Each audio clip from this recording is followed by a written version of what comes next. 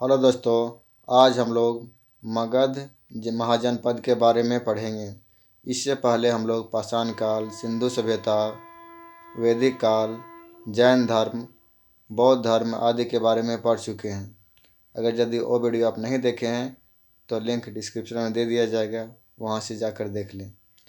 तो चलिए हम मगध महाजनपद के बारे में पढ़ते हैं। बौद्ध ग्रंथ अंगुत्तर निकाय एवं जैन ग्रंथ भगवती सूत्र से 16 महाजनपद होने का प्रमाण मिला है। यानी किससे? बौद्ध ग्रंथ का जो अंगुत्तर निकाय है एवं जैन ग्रंथ का भगवती सूत्र, इससे भारत में 16 महाजनपद होने का प्रमाण मिला है, जिसमें से सबसे शक्तिशाली महाजनपद मगध था। मगध क्या था? सबसे शक्तिशाली था। यानी भारत में 16 महाजनपद थे, उसमें से सबसे शक्तिशाली महाजनपद मगध था। मगध में सबसे पहले बृहदर्थ वंश का शासन होने का प्रमाण मिला है। मतलब मगध में जो मगध महाजनपद है, इसमें सबसे पहले बृहदर्थ वंश का शासन होने का प्रमाण मिला है। और ये प्रमाण कहाँ से मिला है? तो महाभारत से हमें प्रमाण मिला है कि मगध पर पहले बृहदर्थ वंश का शासन था। और जो बृहदर्थ वंश का जो संस्थापक थे वह बृहदर्थ ही थे। बृहदर्थ वंश का संस्थापक कौन थे? तो बृहदर्थ ही थे। और इसका प्रतापी शासक, मतलब सबसे प्रतापी शासक जो थे वह जरासंध थे। कौन? जरासंध। सबसे प्रतापी शासक जरासंध थे। और सबसे जो पुराना वंश था वह बृहदर्थ वंश के माना जाता है। चलिए आगे देखते हैं हम। ये देखिए, ये भारत का नक्शा है। तो यहाँ देखते हैं कि मगध साम्राज्य इसमें कहाँ पर था। तो मगध साम्राज्य जो है इसमें ये बिहार का एरिया जो देख रहे हैं यहाँ पर था। लेकिन धीरे धीरे इसका विस्तार पंजाब तक हो गया था। यानी पंजाब तक मगध साम्राज्य में मिला लिया गया था। और इधर दक्षिण में भी इसका विस्तार हुआ था, उड़ीसा तक। दक्षिण में भी इसका विस्तार हो गया था। इस प्रकार के मगध साम्राज्य एक शक्तिशाली साम्राज्य बन चुका था। हम देखते हैं इस प्रकार से मगध साम्राज्य पूरा शक्तिशाली हो गया था, बन ही चुका था। आगे देखते हैं मगध महाजनपद। आज हम लोग पढ़ेंगे मगध महाजनपद। इसमें से 7 वंश का शासन रहा था। कितना वंश? 7 वंशों ने मगध महाजनपद पर शासन किया था। तो हम लोग आज पढ़ते हैं मगध महाजनपद हसीन मौसू के साथ। किसके साथ? हसीन मौसू के साथ। तो हसीन मौसू कौन है? चलिए जानते हैं। हसीन मौसू याद रखिएगा, हसीन मौसू के साथ पढ़ रहे हैं हम लोग आज। तो चलिए, इतिहास के अनुसार मगध महाजनपद में 7 वंश ने शासन किया। इतिहास के अनुसार से मगध महाजनपद में कितने वंशों ने शासन किया? 7 वंशों ने। तो 7 वंश कौन से है? तो जो हसीन मौसू है इनका लिख दो, ऐसे लिख दीजिए, हसीन मौसू हसीन मौसू के साथ। ऐसे हम लोग लिख दिए एक बार। उसके बाद देखिए इसके पूर्व हा से हरियक वंश, हा से हरियक वंश, सी से शिशुनाग वंश, ना से नंद वंश, मो से मौर्य वंश, सु से शुंग वंश, का से कन वंश और सात से सातवाहन वंश। इन वंशों ने मगध महाजनपद पर शासन किए। कितने वंशों ने शासन किया? 7। कौन कौन से? हरियक वंश, शिशुनाग वंश, नंद वंश, मौर्य वंश, शुंग वंश, कन वंश, सातवाहन वंश। याद रखने का ट्रिक है हसीन मौसू के साथ। मगध महाजनपद पर हम लोग पढ़ेंगे किसके साथ? तो हसीन मौसू के साथ। ये याद रखने का ट्रिक है। तो सबसे पुराना वंश हरियक वंश हो गया, और सबसे बाद का जो वंश हो गया वो सातवाहन वंश। ठीक है, आगे देखते हैं। आगे देखेंगे हरियक वंश। किसके बाद देखें? हरियक वंश। तो हरियक वंश को पितृहंता वंश भी कहा जाता है। पितृहंता वंश क्यों कहा जाता है इसको आगे जानेंगे हम लोग। और यहाँ देखिए इसका जो स्थापना हुआ था 545 ईसा पूर्व में हुआ था। 545 ईसा पूर्व में हुआ था, ईस्वी से पहले है। और इसका शासन चला था 412 ईसा पूर्व तक। 545 ईसा पूर्व से 412 ईसा पूर्व तक इसका शासन चला था। अब हरियक वंश के जो संस्थापक थे वो बिबिनसार थे। संस्थापक बिबिनसार थे। और राजधानी इनका था वह गिरिब्रज। गिरिब्रज जिसको राजगीर आज भी जाना जाता है, वो इसका राजधानी था। तो हरियक वंश की राजधानी कहाँ थी? गिरिब्रज या राजगीर, इसको राजगिरा भी कहा जाता है। और बिबिनसार के बारे में आप मुख्य रूप से क्या पूछता है? तो बेलुआ नामक उद्यान गौतम बुद्ध को दान किया। ये क्या दान किया? बेलूर नामक एक उद्यान, एक बगीचा था, वो गौतम बुद्ध को दान किए। कौन? बिबिनसार। और ये क्या किए थे? एक जीवक थे, उन्हें इन्होंने भेजा था गौतम बुद्ध के सेवा के लिए। किसको? तो जीवक को गौतम बुद्ध के सेवा के लिए भेजे थे। ये भी याद रखिएगा। अब इसके बाद क्या होता है? इसी का पुत्र, जो बिबिनसार का पुत्र है, अजातशत्रु। बिबिनसार का जो पुत्र हुआ, कौन? अजातशत्रु। अजातशत्रु क्या करता है? अपना बाप को हत्या कर देता है। अपना बाप को अजातशत्रु हत्या कर देता है और खुद राजा बन जाता है। तो अजातशत्रु का पिता का हत्या कर राजा बना। कौन? अजातशत्रु। राजधानी राजगिरा, शुरू में राजगिरा ही रखा, नहीं, गिरिब्रज को ही राजगिरा भी कहा जाता है और राजगीर भी कहा जाता है। तो राजधानी कहाँ है? राजगिरा। और इसका फिर शुरू में राजगिरा रहा, बाद में ये वैशाली ले गया। राजधानी शुरू में राजगिरा ही रखा, राजगीर ही रखा, बाद में वैशाली ले गया। तो वैशाली राजधानी कौन बनाया? अजातशत्रु। और इसका मुख्य रूप से इसमें जो प्रश्न पूछा जाता है वह है कि 483 ईसा पूर्व में महात्मा बुद्ध का परिनिर्वाण हुआ एवं प्रथम बौद्ध संगीत का आयोजन हुआ। 483 ईसा पूर्व में क्या हुआ? इसके समय, अजातशत्रु के समय में, जो गौतम बुद्ध जी थे, महात्मा बुद्ध थे, उनका महापरिनिर्वाण हुआ, मतलब निधन हो गया, मृत्यु हो जाता है।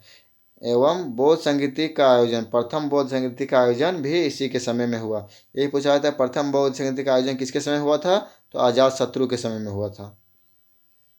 ऐसे याद रखिएगा। इसके बाद क्या हुआ? जो अजातशत्रु का पुत्र था उदयन, अजातशत्रु का पुत्र हुआ उदयन। उदयन भी अपने पिता का हत्या कर राजा बना। ये भी अपना पिता को हत्या कर दिया। यानी ये भी क्या किया? अजातशत्रु क्या किया? अपने पिता को हत्या कर दिया। उदयन भी अपने पिता को उड़ा दिया। याद रखिए, उदयन भी क्या किया? बाप को ही उड़ा के राजा बन गया। उदयन उड़ा दिया। ठीक है, तो उदयन क्या किया? बाप को उड़ा के राजा बन गया ये भी। और राजधानी क्या किया उदयन? वैशाली से पाटलिपुत्र ले गया। पाटलिपुत्र, या इसको जो पटना है, उसे पहले पाटलिपुत्र कहा जाता था।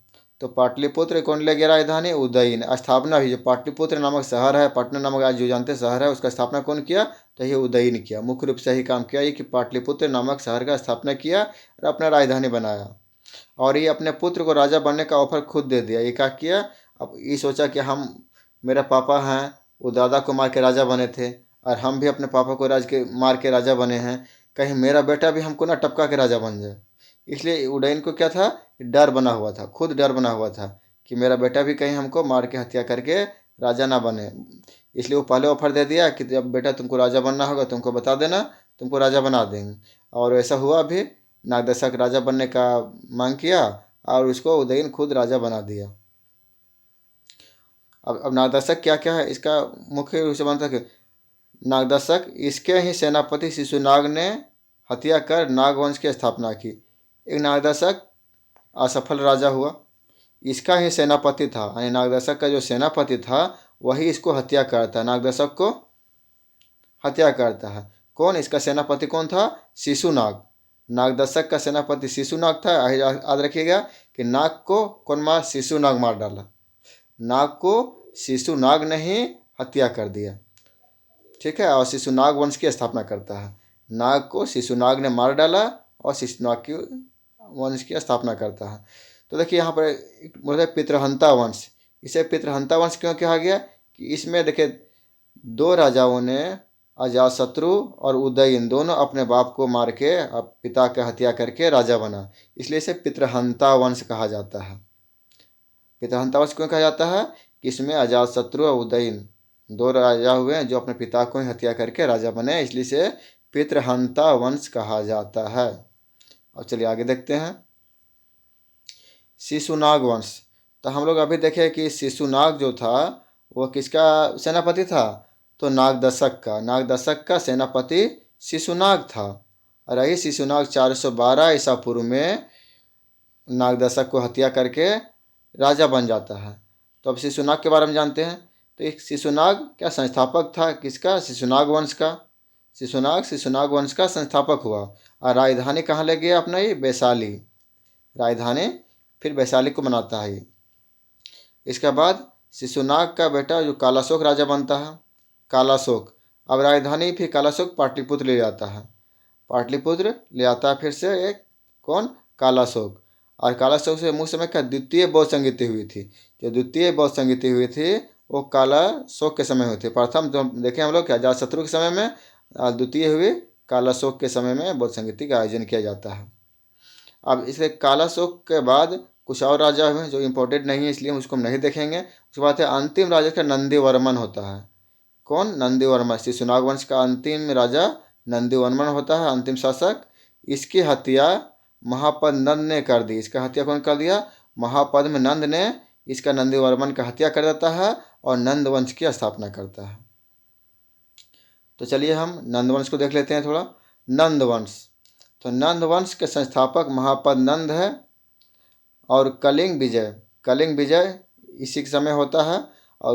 और ये जो महापद नंद है शुद्ध जाति के थे, यानी 80 जाति के थे। उपाधि में सर्व छंत्रातक और एकराट, ये 2 उपाधि धारण करते हैं। सर्व छंत्रातक का मतलब होता है क्षत्रियों को नाश करने वाला। इनको क्षत्रिय से दुश्मनी था, क्योंकि क्षत्रिय एक योद्धा होते थे, लड़ाकू होते थे। इससे उनको डर था, इसलिए क्षत्रियों को नाश करने का ही संकल्प लेते हैं और सब क्षत्रियों को मार डालने का प्रण लेते हैं। इसलिए इन्हें सर्व छंत्रांतक कहा जाता था। और इनका याद रखिएगा, दूसरा अपराधी लिया है एकराट। दूसरा अपराधी इनका क्या था, एकराट। पहला सर्व छंत्रातक और दूसरा एकराट। एकराट क्यों, कि कलिंग जब विजय कर लेते हैं, कलिंग मतलब अभी का जो उड़ीसा है, उस प्रांत को जब ये विजय हो जाता है इनका, तो ये एकराट की उपाधि धारण करते हैं। एकराट की उपाधि कब आते हैं, कलिंग विजय के बाद एकराट की उपाधि धारण करते हैं। तो महापद्मनंद का इतना ही रखिएगा। उसके बाद अंतिम इसका महापद्मनंद का 9 बेटा था। कितना, 9 पुत्र था। तो 9 पुत्र ने इस पर शासन किया। जैसे जो बड़ा था वो पहले किया, उसके बाद था उसको। तो अंतिम उसमें धनानंद था। धनानंद माना जाता है कि इनका एक महापद्मनंद का एक दाई था और उसी का ऐसे इसके पुत्र धनानंद हुआ था। और ये धनानंद उसका अंतिम शासक होता है। कौन, नंद वंश का। तो चाणक्य और चंद्रगुप्त मौर्य ने विनाश किया इसको। किस, धनानंद को क्या किया, चंद्रगुप्त मौर्य है जो, वो इसको मार डालता है। किसके सहायता से, चाणक्य की सहायता से। और चाणक्य इसको क्यों मरवाता है, क्योंकि चाणक्य एक बार धनानंद के दरबार में गया था, तो उसको धनानंद ने घोर बेइज्जती किया था, अपमानित करके निकाल दिया था। इसीलिए वह क्या किया कि चाणक्य फिर वहाँ से बेइज्जती होकर निकाल दिया जाता है। तो बाहर जाते हैं तो चंद्रगुप्त मौर्य नामक एक लड़का था, उसको पकड़ते हैं और अपना शिष्य बनाते हैं। उसको सभी तरह से मजबूत करते हैं, शारीरिक रूप से, मानसिक रूप से मजबूत करते हैं। और फिर धनानंद को हरा के चंद्रगुप्त मौर्य को राजा बनवाते हैं। तो राजा बनाने का काम कौन किया, चाणक्य। और चंद्रगुप्त मौर्य फिर राजा बन जाते हैं और मौर्य वंश की स्थापना करते हैं। नंद वंश के बाद मौर्य वंश की स्थापना हो जाता है। तो ठीक है, आज इतना ही नंद वंश के बारे में। अब आगे देखेंगे हम लोग मौर्य वंश। इससे पहले हम लोग ये तीनों वंश के बारे में कुछ ऑब्जेक्टिव प्रश्न को हम देख लेते हैं जो परीक्षा की दृष्टि से अति महत्वपूर्ण है। तो चलिए हम बिना देर किए ऑब्जेक्टिव प्रश्न कुछ देख लेते हैं। हर्यक वंश के पहले मगध महाजनपद में किसका शासन था। तो बोलता है हर्यक वंश के पहले मगध महाजनपद में किसका शासन था। ऑप्शन है शिशुनाग वंश, बृहदत्त वंश, नंद वंश, मौर्य वंश। तो हम लोग अभी देखें कि हर्यक वंश से पहले सबसे पहले मगध महाजनपद में बृहदत्त वंश का शासन था। किसका, बृहदत्त वंश का। राइट आंसर होगा बृहदत्त वंश। नेक्स्ट, हर्यक वंश का संस्थापक था। तो हर्यक वंश का संस्थापक कौन था, शिशुनाग, बिम्बिसार, महापद्मनंद, उदयन। तो हर्यक वंश का संस्थापक बिम्बिसार था। हर्यक वंश की राजधानी कहाँ थी। हर्यक वंश की राजधानी थी कहाँ, राजगृह, वैशाली, पाटलिपुत्र, तीनों सही है। तो देखिए सबसे पहले राजगृह था, बिम्बिसार के समय राजगृह था। उसके बाद वैशाली अजातशत्रु के समय में कुछ दिन राजगृह रहा, फिर बाद में वैशाली ले गया। उसके बाद उदयन है, वैशाली से हटा के पाटलिपुत्र ले जाता है। तो ये राजधानी तीनों रहा है, अलग अलग राजाओं के समय तीनों राजधानी रहा है। इसलिए राइट आंसर होगा ये तीनों सही है। ये तीनों सही है, राइट आंसर होगा तीनों सही है। किसने गौतम बुद्ध के सेवा के लिए जीवक को भेजा। देखिए जीवक को किसने भेजा था? ऑप्शन है कालाशोक, कनिष्क, उदयीन, बिबिनसार। तो हम देखें बिबिनसार था जो कि गौतम बुद्ध का समकालीन था, ये महावीर का भी समकालीन होगा। और जीवक को ये गौतम बुद्ध की सेवा के लिए बिबिनसार भेजा था। राइट आंसर होगा बिबिनसार।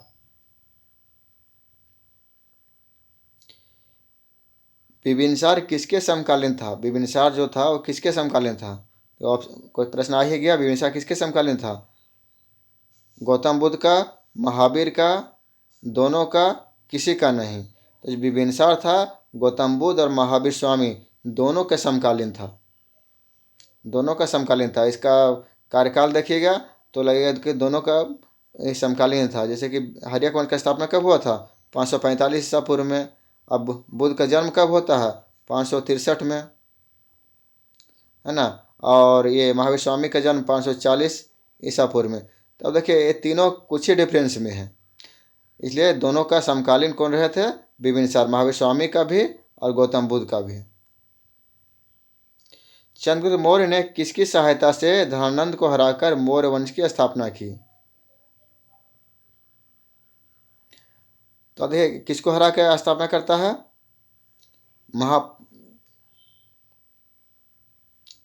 पूछता है कि चंद्रगुप्त मौर्य ने किसकी सहायता से, यानी किसकी सहायता से धनानंद को हराकर मौर्य वंश की स्थापना की? तो महापद्मनंद, कौटिल्य, चाणक्य, बी और सी दोनों। तो हम लोग देखें जो चाणक्य की सहायता से जो चंद्रगुप्त मौर्य थे धनानंद को हरा के मौर्य वंश की स्थापना करता है। तो चाणक्य का है दूसरा नाम कौटिल्य है। चाणक्य का दूसरा नाम क्या है? कौटिल्य है। तो चाणक्य कौटिल्य लिखिए आदमी, इसलिए राइट आंसर होगा बी सी दोनों। राइट आंसर होगा बी और सी दोनों। प्रथम शूद्र जाति का शासक कौन था?